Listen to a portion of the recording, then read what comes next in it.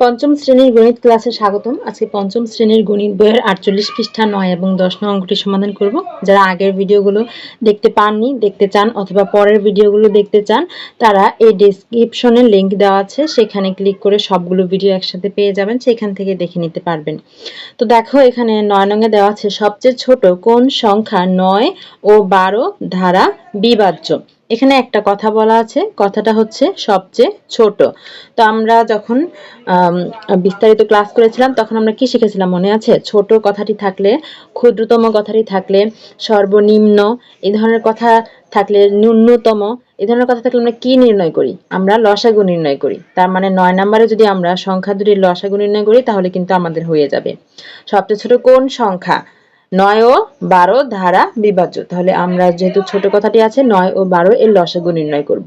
তো দেখো 9 আর 12 এর লসাগু যদি আমরা নির্ণয় করতে চাই তাহলে 9 ও 12 কি দ্বারা বিভাজ্য? 3 দ্বারা বিভাজ্য, তাই না? তাহলে 3 3 9, 9 কে ভাগ করলে 3 হবে আর 12 কে ভাগ করলে 4 হবে, 3 4 12।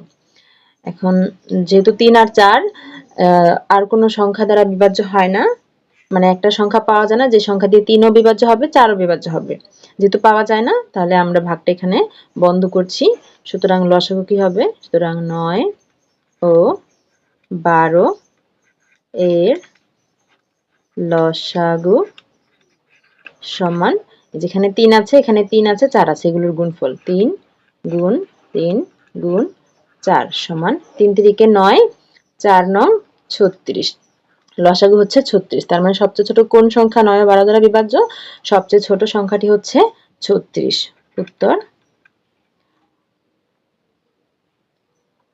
না। সুতরাং সবচেয়ে ছোট 36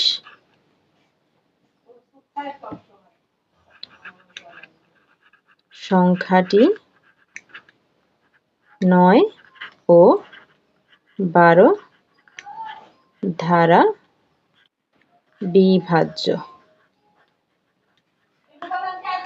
বুঝতে পেরেছো? এরপরে হচ্ছে 10 নাম্বার।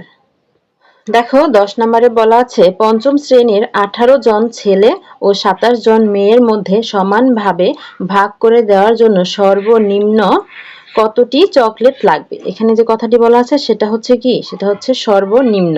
সর্বনিম্ন থাকলে আমরা কি নির্ণয় করি? আমরা লসাগু নির্ণয় করি। তো 10 নম্বরেও আমরা সংখ্যা দুটির লসাগু নির্ণয় করব। 18 আর হচ্ছে 27 এর লসাগু নির্ণয় করব। তো 18 27 দুটি সংখ্যাই 3 দ্বারা বিভাজ্য। 3 দিয়ে 18 কে ভাগ করলে 3 6 18, 6 27 কে ভাগ করলে 9। আবারও এই দুটি সংখ্যা 3 দ্বারা বিভাজ্য। 3 দিয়ে ভাগ করলে 3 দুগুণে 6, 2 হবে। আর 9 কে ভাগ করলে 3 3 9, 3 হবে। এখন ভাগটা বন্ধ করতে হবে। লসাগু কি হবে? সুতরাং লসাগু সমান, এখানে আছে 3 3, তাহলে 3 গুণ 3, আর এখানে আছে 2 3 গুণ 2 গুণ 3, গুণ করলে 3 3 9, আর এখানে হচ্ছে 3 দুগুণে 6, 6 আর 9 গুণ করলে 6 9 54, 54। তাহলে লসাগু হচ্ছে 54। তাহলে লসাগু যদি 54 হয় তাহলে এখানে কি প্রশ্ন করেছে? পঞ্চম শ্রেণীর 18 জন ছেলে ও 27 জন মেয়ের মধ্যে সমানভাবে ভাগ করে দেওয়ার জন্য সর্বনিম্ন কতটি চকলেট লাগবে? সর্বনিম্ন 54টি চকলেট লাগবে। সুতরাং সর্বনিম্ন 54টি চকলেট লাগবে। আশা করি বুঝতে পেরেছো। দেখা হচ্ছে পরের ক্লাসে। ততক্ষণ পর্যন্ত সকলেই ভালো থেকো, সুস্থ থেকো।